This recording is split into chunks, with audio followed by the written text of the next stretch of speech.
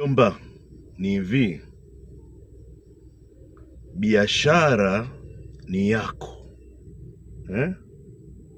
au kampuni ni yako, lakini faida jomba sio yako.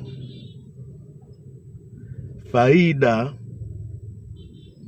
ni ya kuikuza biashara, kuimarisha biashara, kuifanya biashara iwe biashara au kampuni mama, whatever the branch itakayofungua, lakini hiyo lazima iwe mama. Ukienda na dhana hizi, basi utafanikiwa. Lakini faida ukitaka kuifanya yako, ukitaka kuifanya ya kusaidia familia nyumbani, haujilipi mshahara, utaangukia pua. Ivan the Don, I'm always love you guys. Hii nayo nondo, fanyie kazi, itakutoa sehemu moja kwenda sehemu nyingine. Bye bye.